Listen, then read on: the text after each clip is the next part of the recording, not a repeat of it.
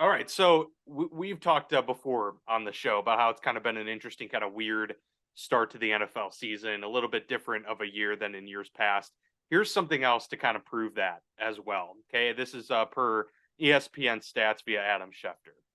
So the average final score margin of victory this year is 9.43 points this season. That is the lowest as far as week 9 goes, where we're at right now, since 1970. And there have also been 72 games this year decided by 7 points or fewer. That is the most games decided by 7 points or fewer through week 9 in NFL history. So going even beyond the merger, all the way in NFL history, over 100 years of such Wild. data. Strange year. It's good for the league, I think, because there have been a lot of close games, and there have been, some. Now, granted, the product itself, maybe, especially on the primetime games, hasn't been as great. But overall, you want parity in the league, and this is what that gets you. It is just crazy, though, that there have been so many close games and so few blowouts. But I think that's kind of what the league wants at the end of the day is competition, and that's what we've seen so far. This year feels more than any other year I've seen that anybody could beat anybody. And I mean, we see it with Brady, we see it with Rodgers. The fact that the Packers, the Bucks, the Yeah. Rams are struggling the way they are, and the surprise teams. Now, listen, we just passed the halfway point. There's a ton of football left, but there are some teams that absolutely are in some real tailspins, and there are some teams that already have completely won over fan bases, hit the over on the beginning of the year of like what expected win totals. It's just been an absolutely wild year, and we emerging players and star players injured out, real disappointing years. It feels like a changing of the guard in the NFL in a lot of different divisions and with a lot of different players. Yeah, 100%. Absolutely. And, this week in particular now, as we kind of, shift our way through week 9, we've got a coach out. We have a record breaking performance by a Chicago Bear. We have some trades to discuss and We do. departures. And we've got some crazy games as well. So, week 9 recap here on the Football Lounge is going to be an exciting one. Let's get to it.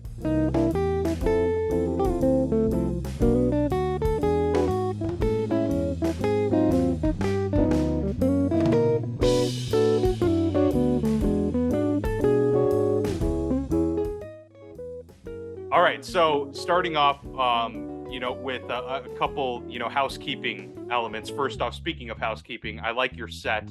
Your new Thank set you. there is beautiful. In the basement. In the basement, it's In the great. basement of the We house. got the headset. Listen, yeah, hey, a little different setup for me, but that's okay. As long as it works, we're good. It's almost you look like a NASCAR driver right now, which is fitting given that we just had the Cup race. And did you see that? I think you did see that because on Twitter, I think I saw you retweeted about the guy who forget his name, but he did the GameCube Oh yeah. maneuver right along the wall for the win, just absolutely floored it again and used the wall to kind of help just pass everyone. That was a Rubbins wild. Racing. That was an insane clip. Yeah, insane. But we've had some trades. But first, let's talk about the Colts, Mark, because Frank Oh, Reich is out as head coach. Not only is Frank Reich out as head coach, and this comes after they fired a couple assistants, including their offensive coordinator. Jim Irsay fires Frank Reich. The next day announces that, or maybe it was even later that day, that he announced Jeff Saturday. Yes, that Jeff Saturday, the guy who's been on ESPN over the past few years, former center for the Colts during the Peyton Manning era, has been a consultant with them. That's as far as the extent of his NFL experience beyond being a player goes, has been named interim head coach. What do we make of the events of Jim Irsay and the Indianapolis Colts over the past 48 hours? This is bedlam. I don't know what to make of it. I honestly, Frank Reich getting fired is not shocking. I mean, the way the season's gone. If you would have told me 2 months ago Frank Reich would be fired, I would have been absolutely shocked and said you're crazy. That'd be the craziest bold prediction you could make.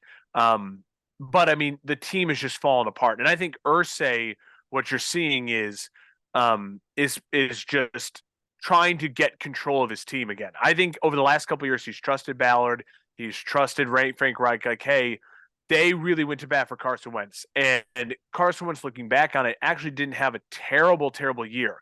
He didn't get them to the playoffs. He didn't win the games he needed to do, but he played decent at a quarterback position to keep them above 500 and in that conversation.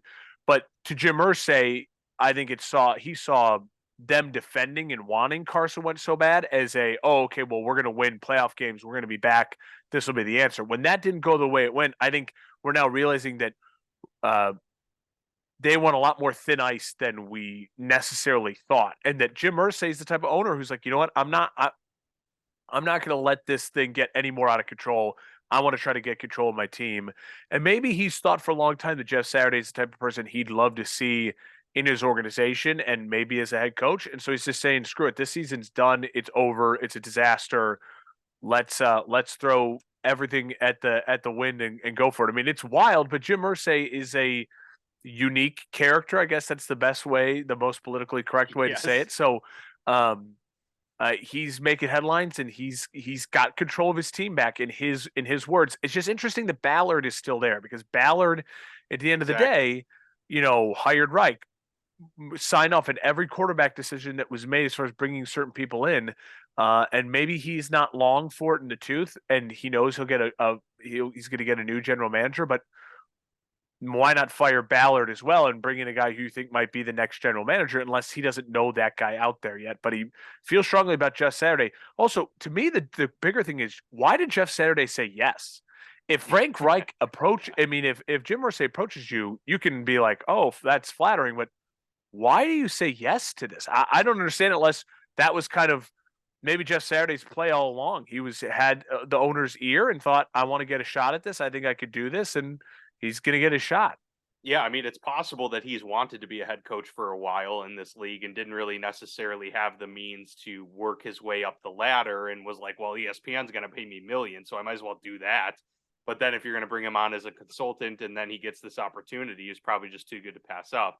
And look, it's possible that he becomes a great head coach or even just a serviceable head coach for several years. That is certainly possible, but it's very much in line with the Jim Irsay outside of the box type of approach. So we'll see if this one pays off for him.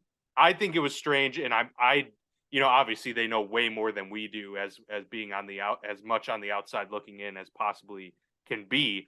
But I thought Frank Reich kind of got a raw deal in this thing. I mean, from the start of it, he never had stability where you need it most at the quarterback position. At the very least, just with a staff in general. And, part of that's on him for sure. And, you made a good point about how much to bat they went for Carson Wentz. But my other thing is, what else were they supposed to do other than really just, make attempts after attempt to bring in a quarterback that could win them football games? I mean, what was their best option outside of what you could argue making a push for Deshaun, which I would, we've said, brings a lot of baggage with it that you don't want anyway. Then really, what was their other, opportunity? Jimmy G, maybe. I just think they needed to draft a quarterback, and they didn't really necessarily have the best opportunities to do so. And Fitterer has drafted some good players. It is going to be interesting to see if he sticks around. It'd be a weird time to fire the GM, I guess, midway through, but there's really never a good time to do it. So yeah, Indy's kind of weird. I don't really understand the direction they're going now at this point. Maybe, also I've heard it float out, Irsay was probably like, let me just get a guy that's never coached at all and we'll just lose out. And, I mean, the writing's on the wall. The Panthers are friskier than you thought. The Falcons are friskier than you thought. That number one pick could be up for grabs. I mean, the Falcons, the Giants, teams we thought were going to be the Seahawks in it for the number one pick, they don't look like they're going to be in it. So right now it's like the Panthers and no one else seems to be in that race for wanting the number one overall pick. And maybe the Colts say, hey, we have Houston in our division. We've already lost to them. Like what else, or tied with them, I guess. And you're right. It could be his play too. We haven't necessarily gotten to discuss the trades, circling around the Bears since, it's been a week plus since the news came out. So, I'll kind of give you the floor to discuss what your thoughts are. Obviously, most recently acquiring Chase Claypool for a second round pick with the Steelers. I personally think it's pretty much a win-win because I think he was probably the best available wide receiver that the Bears could have, realistically made a trade push for. At the same time, I thought it was a little bit of an overpayment because I think they're giving the Steelers a pick that is higher than what the Steelers used to draft him.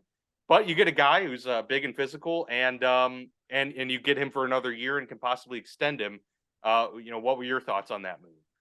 Uh, my big thing is, first I go back to it all starts, the dominoes fall with Roquan, right? And I, Yes. I hate this is how I feel. I'm gonna sound just like I did during the Khalil Mack thing. I want, in my heart of hearts, I want Roquan Smith to retire a Bear, Hall of Famer, Ring of Honor. It's the same thing I feel about Khalil Mack. When you make a trade for a guy like that, you want that to work out that way. Um, do I feel like Roquan? I mean, he held out. He demanded a trade. I Exactly. don't feel bad for Roquan that things then didn't work out for him in Chicago. If you're going to act that way, sometimes GMs will call your bluff, especially a GM who didn't draft you. Um, but that being said, it's a risky move. I mean, he's a great player, and it sounds like Ryan Poles just realized after the summer negotiations, Roquan represents himself. They were never going to get close to what the number would be. And so, in order to basically, I think at that time, I bet the Bears already knew at that time as well, it was going to take at least a second round pick to get Chase Claypool. And so I think a lot of those dominoes started falling as well. I think if Ryan Poles realized I need another second rounder because I need a second round pick in the draft next year, I can get that for Roquan, and then that secures me a second rounder. Then I can go get aggressive at getting Claypool. So I hate to see Roquan go, but in the end, I also think if you weren't going to sign him and it just felt like it wasn't going to be the right fit for your scheme. Also, I worry about that a little bit too because as Bears fans, we have PTSD from Greg Olson.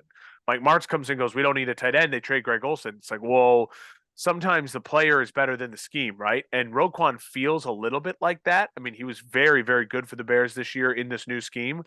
Um, was he 20 million plus a year good? I don't know. It's a tough argument. So um, getting to Claypool, then I think it's a huge victory because you want to use a second round pick on offense anyways, and so you now getting a person who really high upside. We've already seen great flashes of in the NFL. Still very young. Getting a kind of a refresh with a new young quarterback, someone you can kind of similar age. He has Cole Kmet there, college teammate of his. There's like the fit, the scheme, all of that feels really right. Um, and the biggest thing to me is they got him from the Packers. It was the Steelers Yeah. said it became the Bears and the Packers, and the Bears outbid the Packers with their pick, knowing that the Steelers are right. The Bears probably going to be worse than the Packers this year, even though I don't know the way it's going. And they gambled, and the fact that they won that over Green Bay too, I'll always think of that trade as a win. And listen, you have a year and a half of Claypool. You have this half a year to build the chemistry. You don't have to sign him. Excuse me, if he explodes on the scene, great. You can maybe sign him and Mooney, lock them up to favorable deals.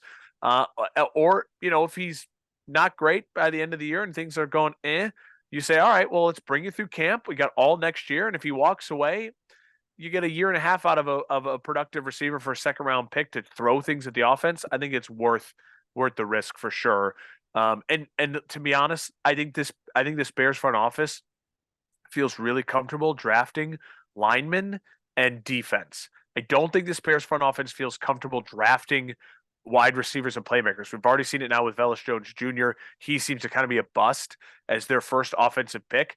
Everything they took on defense and offensive line look like hits, look like all stars. So the Bears, I think personally, should focus the draft. I know this seems silly on offensive line and defense, and you spend the money the free agency money in the offensive world to build around Justin Fields. Now, maybe that also is a tackle, but I mean a weapon or two, because I worry about this Bears front office and their ability to spot the talent on the offensive side of the ball. But they've Yeah, been get some pretty good so far proven in talent. defense. Yeah, Proven talent where you can.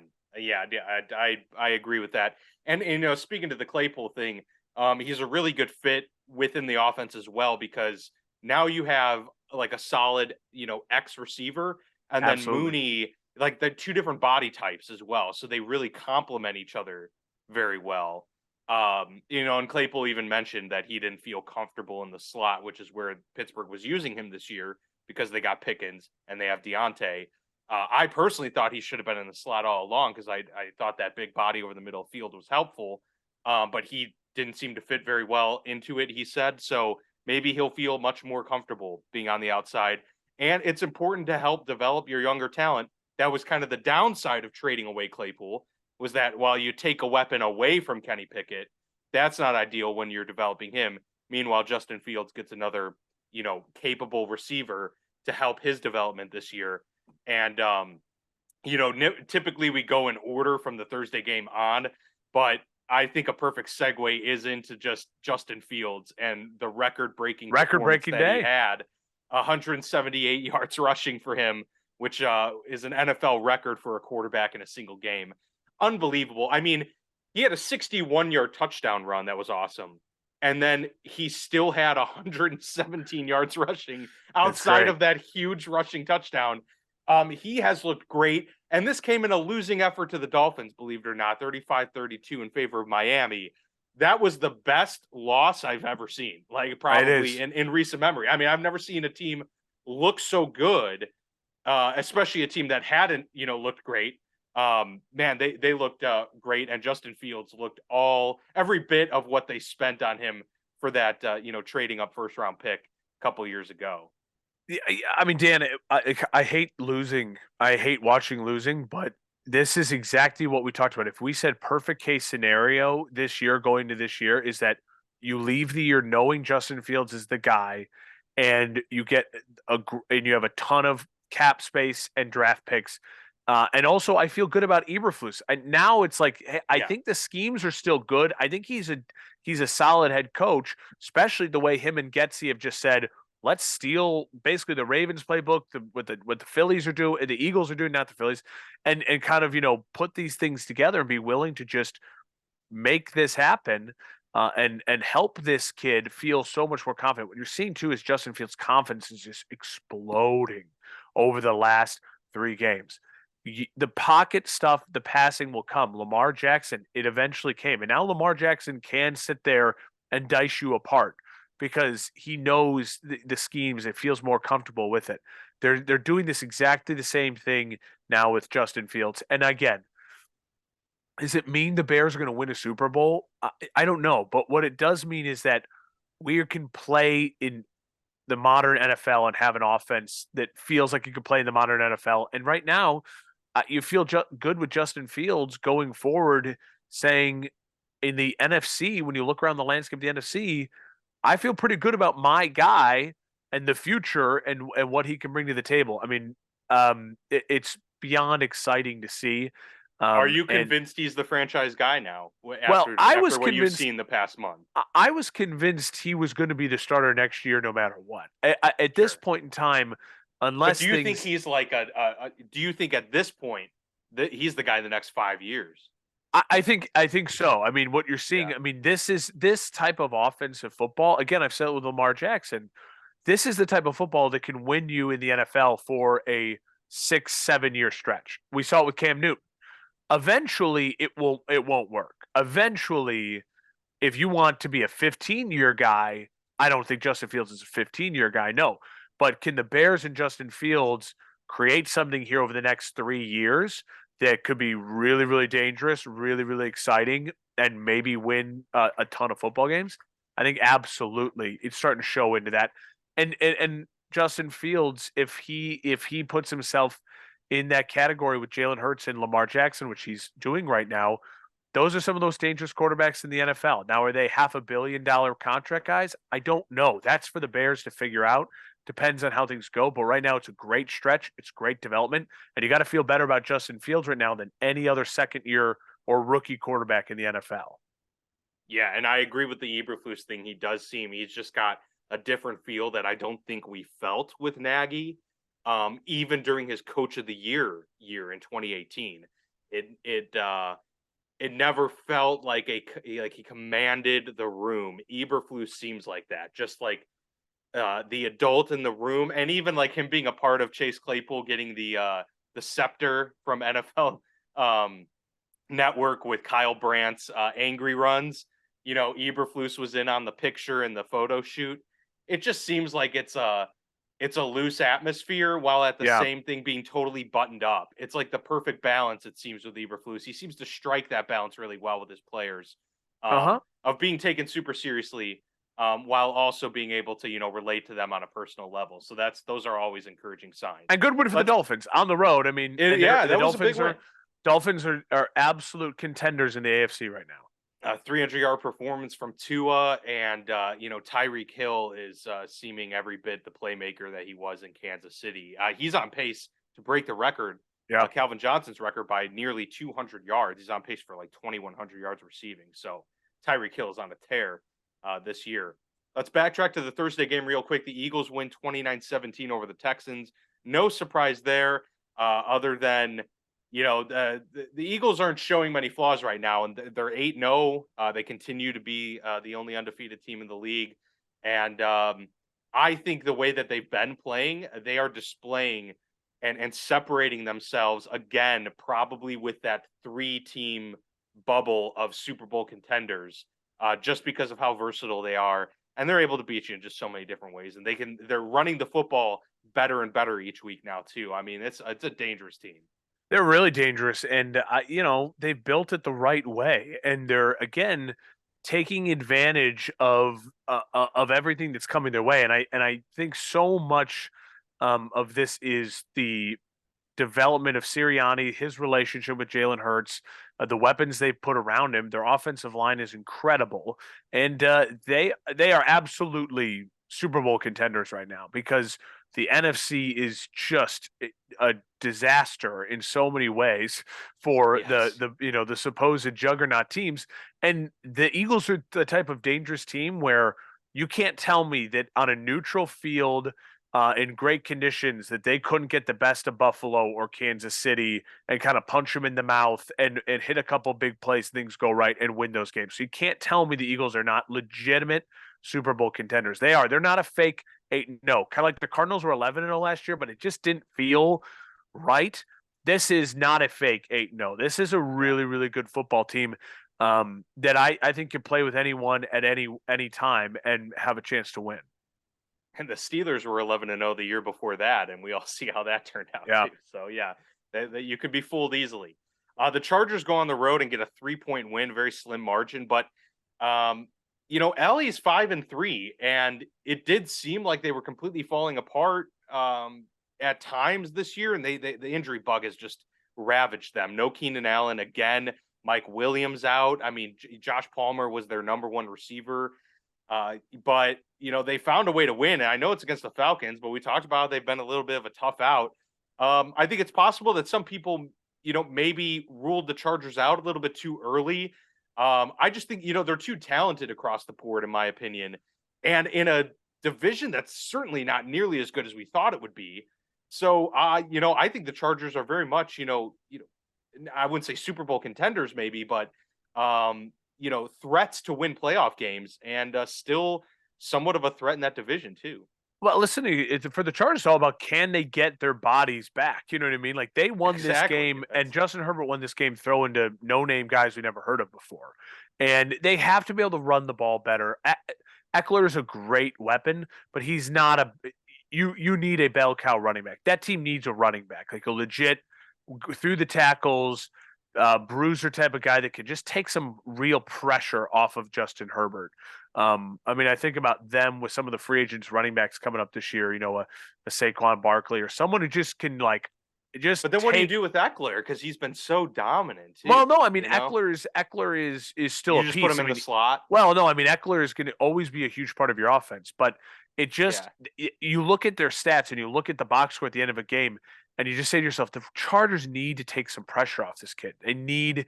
I mean, listen, like Rashawn Slater's out. Like their offensive line is beat up. They're in body bags right now. So they need maybe it is just improving the offensive line even more so going into next year for me to take them more seriously. You're right. They're not a Super Bowl contender, but they are finally looking like, for Brandon Staley, like, okay, we got control of the free fall we were in a little bit. Now can we right the ship enough to stay afloat? Because all of a sudden, if Keenan Allen gets back and healthy, and Williams gets back and he's healthy, when the Chargers have their full stable weapons, with Justin Herbert, they can put up points. They can beat you and upset a better team for sure. But listen, they took care of it. They got a win they needed to get, and 5-3. No one's screaming in LA like they were 3 weeks ago when they were under 500, and it looked like we were firing Brandon Staley. Yeah, yeah, exactly. And if his seat wasn't hot, it was wobbly to say the least. And so I think, the more they can eke out some of these wins, the better prepared, um, or the better suited, I should say, he'll be in keeping his job. Panthers go on the road and get doubled up on the Cincinnati Bengals in Cincy, 42-21. No Jamar Chase, no problem for Joe Burrow and company. Joe Mixon, 5 touchdowns, the most by any player this year in a single game. Bengals are only 5-4, but they are, seeming to put it all together at the right time. And I know Chase is going to be out for what is it, another month perhaps. Yeah. But it seems like they're well suited to weather the storm. It was against one of the worst teams in the league. But nonetheless, I mean, they're putting up a lot of points. And I think that's the biggest factor is, regardless of who you're playing against, if you're consistently putting up a lot of points, they're going to be in a lot of games. And hey, they're getting it done on the ground too. This is dangerous stuff. This is what I meant with the Chargers. Like the Bengals just won a game. The Chargers could never win a game that way. And Yes. I think that's exactly what a team like the Bengals needs. Like they go into this week knowing we are the better team. We've had a rough season. We got a bunch of injuries all over. We need to get a W.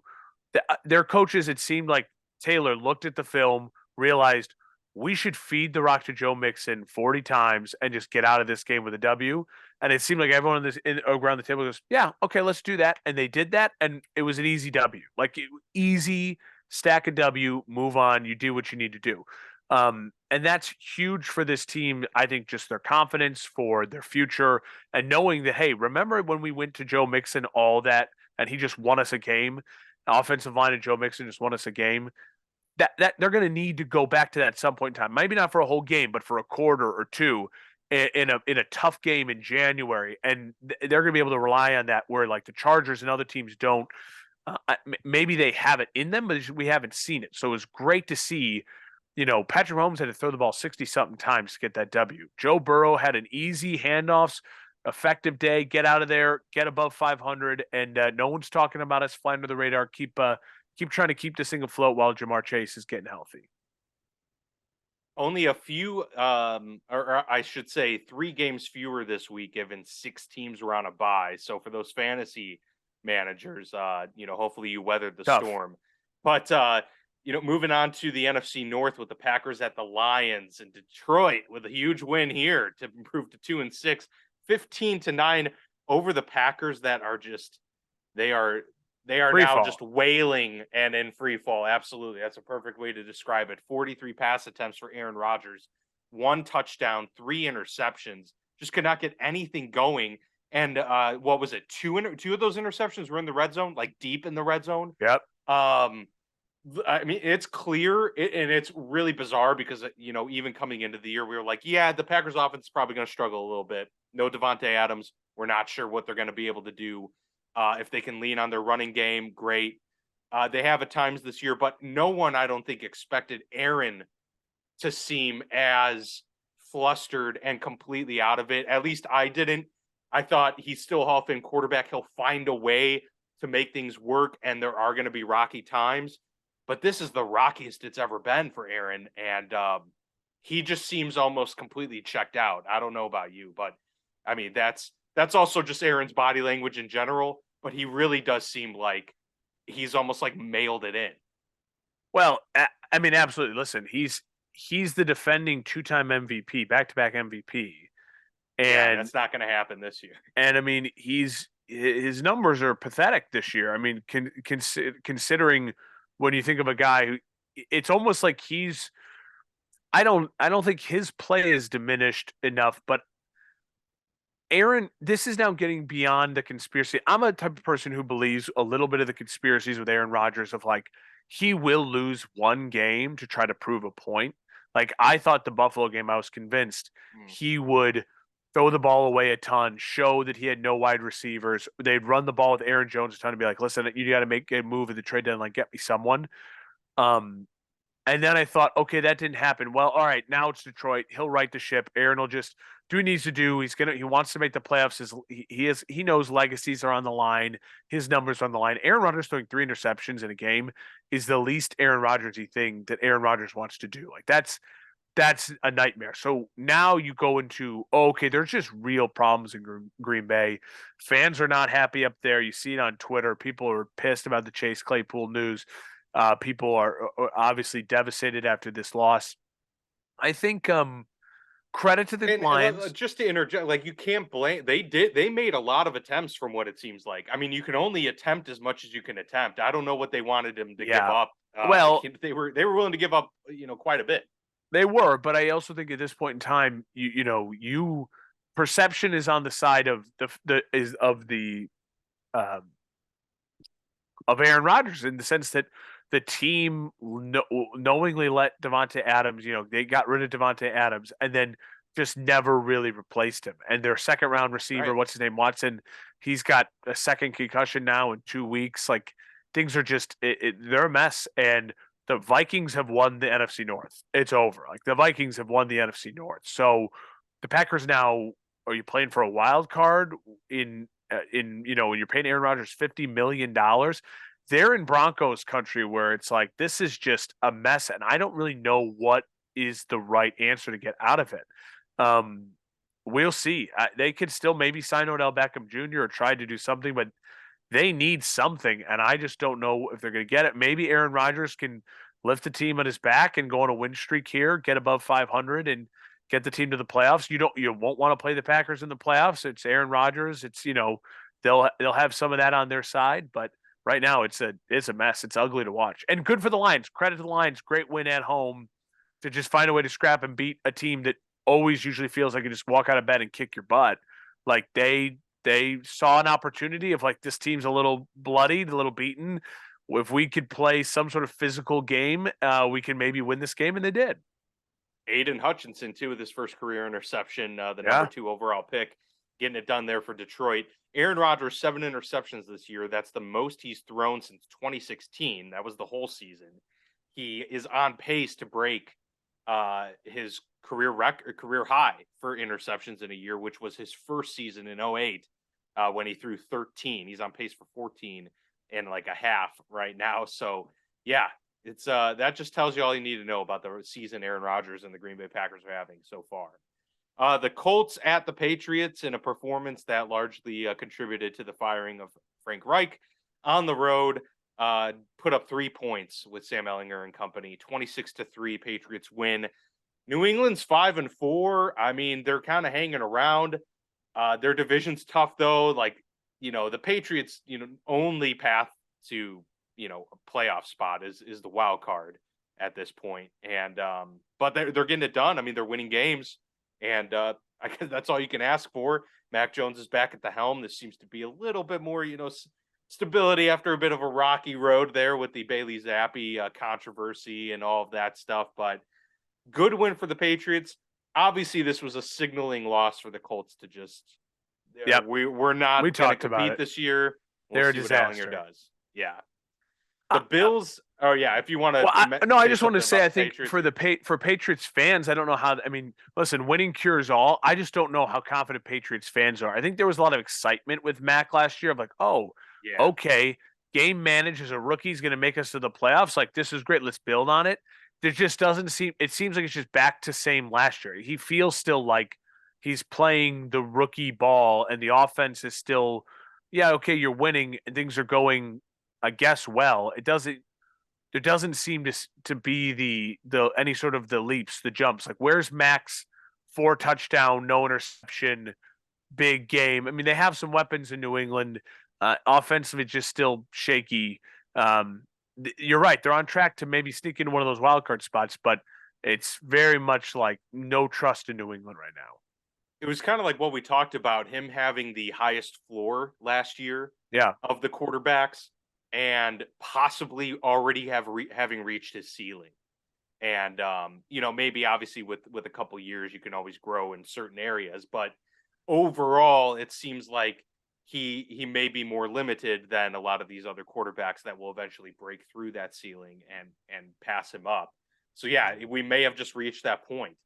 Buffalo, meanwhile, loses on the road. The Jets, Tough. the Jets, Jets are 6-3 this year. Robert Saleh now the favorite to win Coach of the Year in most betting books over Nick Sirianni at this point, which is kind of crazy. But I mean, you think about what they're working with, and Zach Wilson's Pete still very Carroll can't get a limited vote. too. Pete Carroll deserves a vote. He deserves a vote absolutely for what he's done with Geno. Geno's in line right now to get comeback player of the year. But the Jets just, finding a way to eke out a victory. It was a 3-point win, but a division win. The Bills are 6-2. The Jets are 6-3. I mean, the Jets are saying, "Hey, don't forget about us in the AFC East." I mean, they're right there. Yeah. Listen, I think the Jets have found a really unique way of winning despite Zach Wilson. Like they're finding ways to like, hey, and Exactly. again, it's that we knew Zach would take time. I'm not totally, I've never been a Zach Wilson fan. I don't want to turn into just trashing Zach Wilson. But credit, they're missing their left tackle, they're missing their starting running back.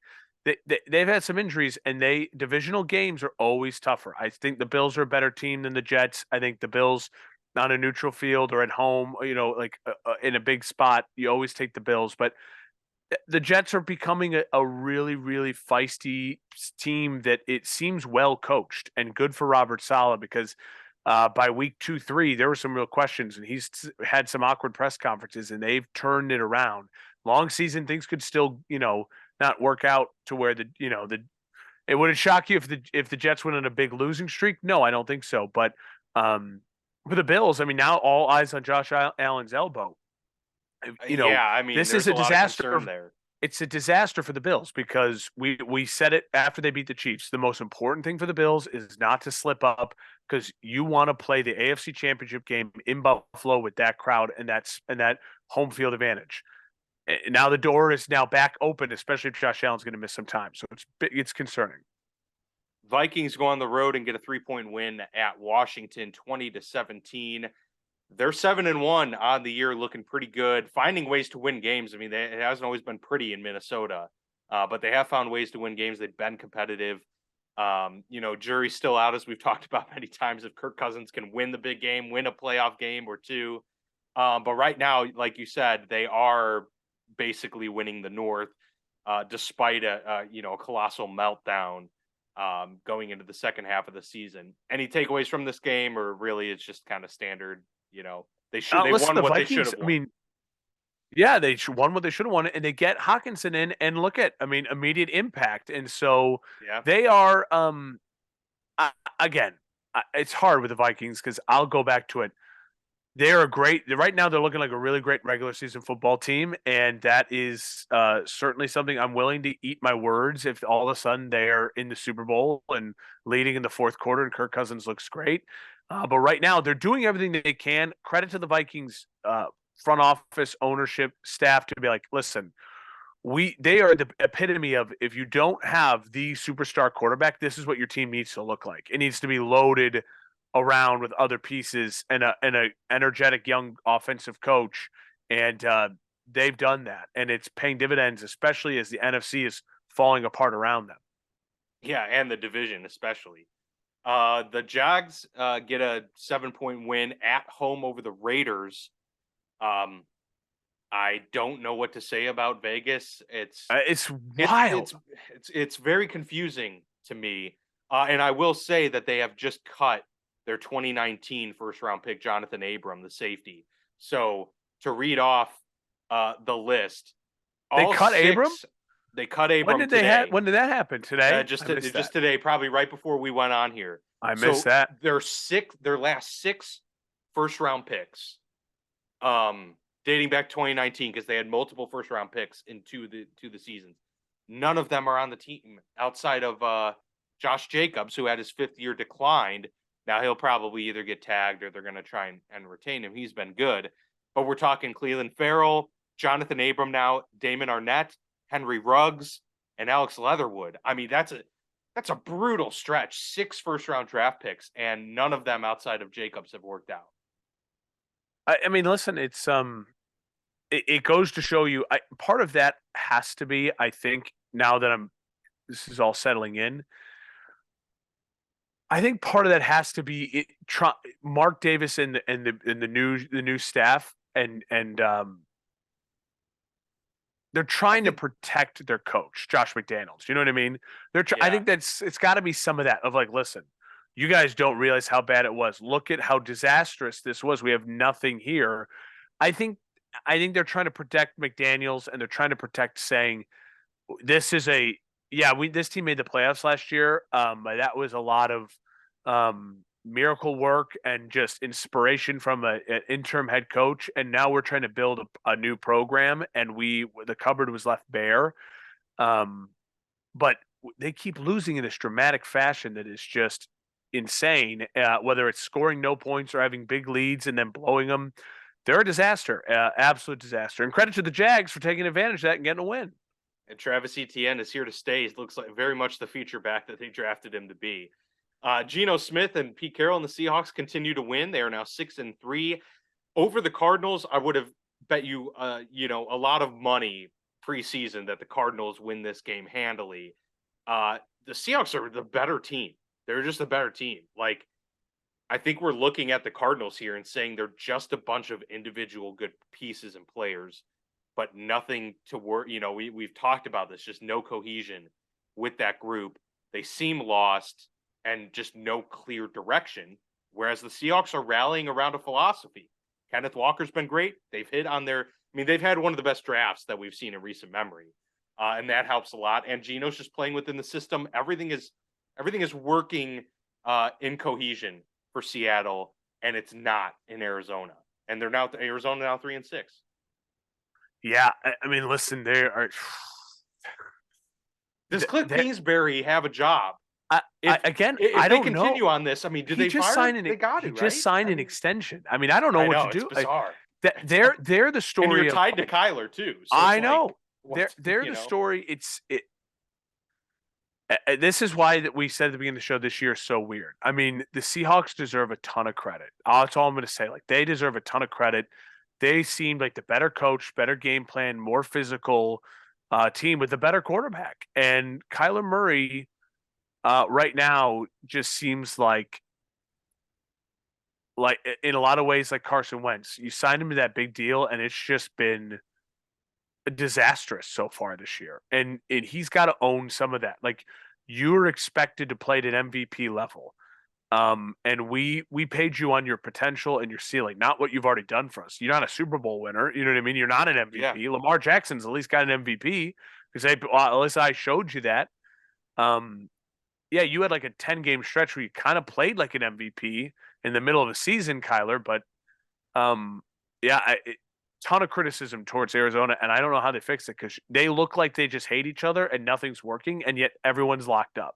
So someone's got to go. Something's got to change if they can't right the ship here in the next 7-8 games. I'm gonna rifle off a couple quick games. The Chiefs win 20-17 over the Titans in late fashion in overtime. Patrick Mahomes just doing his thing late in this game, engineering a drive with some key third down conversions, and then getting them down the field in overtime for the winner. And then the Ravens win on Monday night 27-13 over the Saints.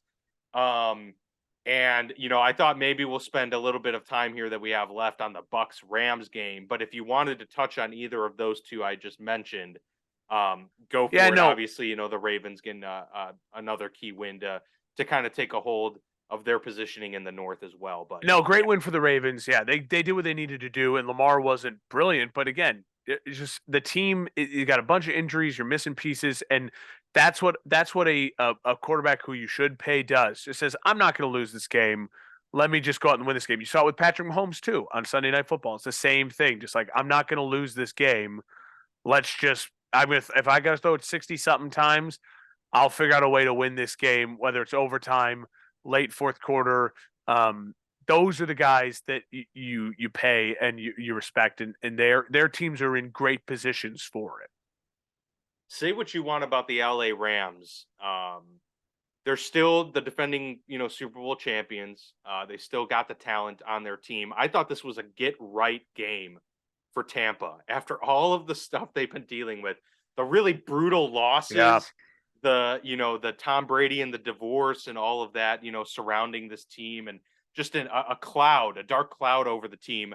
I thought, despite them only winning 16-13 and relatively an ugly game, they get the late touchdown pass from Brady. I thought just them to eke out a win in a tough fought game at home against the defending champs. I think this was a big morale booster for this team and could be a catapult to some success on the second half of the season. Yeah, I hope so. I mean, they have to go to Germany next week and big travel, and they play that game in Munich. And um, for the Rams, much like the Packers and much like the Cardinals and the Bucks, similarly. I mean, there are some teams right now that um, you just wonder, how did they get here? Why is it so bad? And none of them are playing with the urgency and the desire, the passion that they need to be playing with. I mean, the Rams looked like a dead team. I mean, the Bucks weren't great in this game either. But the Rams had a chance to at least put it away a couple times, and they just couldn't do it. They couldn't do it. And Stafford hasn't looked right. I don't know if they're going to blame the injury or what they're going to do, but he doesn't even look like Matt Stafford. I mean, even when he was in Detroit and was losing, he was still Matt Stafford. It's just none of this looks right, and I think that's what's so confusing. It's the same thing with Green Bay. It just you're looking at it, you're like, my knowledge says it should look one way, right? I have all of this data and these years and years of watching this. It should look this way, and it doesn't look that way, and it's wild. It's just weird.